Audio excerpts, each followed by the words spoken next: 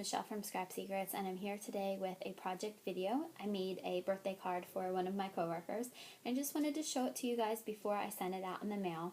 But first I want to say I'm sorry about the mess that's over here. Please ignore that. I take so many supplies out every time I go to make a project, and I don't ever put anything back. So I need to learn to do that.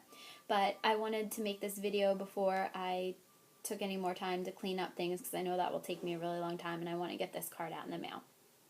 So I want to show you how I made this. So the very first thing I did was cut a piece of cardstock down to 5 by 7.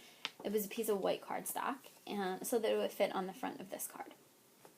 And then I took a bunch of different distress inks and used my ink blending tools just to put ink all over the card. So let me show you the colors that I used. I used Tumbled Glass, which is the lightest color, Salty Ocean. Then I used Chipped Sapphire, which is that really, really pretty, like bluish purple. Used the Peacock Feathers, kind of to tie the blue and the green together. And then I used Pine Needle for my green. Just added a little bit of green for a little bit more of a pop of color. Once I did the whole background with the distress colors, I realized that the edges were really, really harsh. So I went back in with the Tumbled Glass, which again I said was the lightest color, and kind of went through and just went over everything, and it softened the edges so much. So if you're having a difficult time with that, if you get the really harsh lines between two colors, take your lightest color and just go back very lightly over the whole entire thing, and it should even them out. So after I finished that, I actually took the Doris embossing folder, and this is what it looks like. It's a 5 by 7 one. It's called Honeycomb Background, and I got this at AC Moore, and ran it through my Cuttlebug with my Genius platform. If you guys don't know what a Genius platform is, there's a video a couple back, and I show you how to use it when I first got it, and then the video before that shows the haul, where I got it, and the price of everything. So I used that to make the background of this, the embossed background, and then from there I wanted to make a banner on the front of it. So I used a Simon Says Stamp exclusive banner die, and I believe this is still available on their site, simonsaystamp.com, and ran it through the Cuttlebug with a Genius platform twice. I ran it through with black cardstock and then with purple cardstock.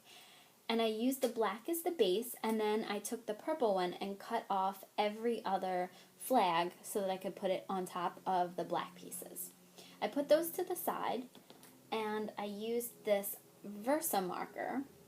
And the first time I ever really saw this was in the $2 bin at AC Moore. So I picked it up, and this is the first time that I've used it. I've probably had it about a year, so I figured it's probably about time I use it. So if you look, it has a marker tip, oops, wrong side, and then it has a pen tip. So I used the pen tip and drew little designs on every other one, and then I used this Violet Recollections embossing powder, sprinkled it over top, and used my heat gun to secure the embossing powder on these flags.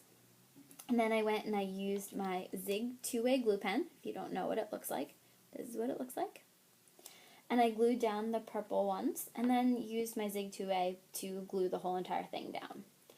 For the sentiment, I used these Technique Tuesday stamps. They're called Turn 29, and I used this one, Keep Calm and Turn 29, again and again. And I used the VersaMark watermark ink pad, which looks like this, stamped it up, and put it on a piece of black cardstock that I used these dies from Nestabilities. They're called Spellbinders Nestabilities dies. They're called square swatches, and I used the second largest one, cut it out of black cardstock with my Genius platform and Cuttlebug, stamped it on here, used the embossing powder, and heat set the entire thing.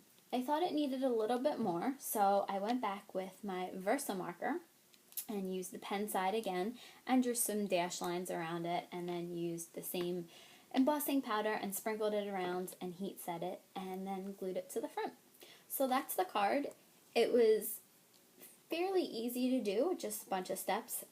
This step, the distressing is very, very inky. I think my hands are pretty clean now. I have some remnants of it. I did it last night and then tried to scrub my hands. I get all inky when I do use distress inks, but I love it.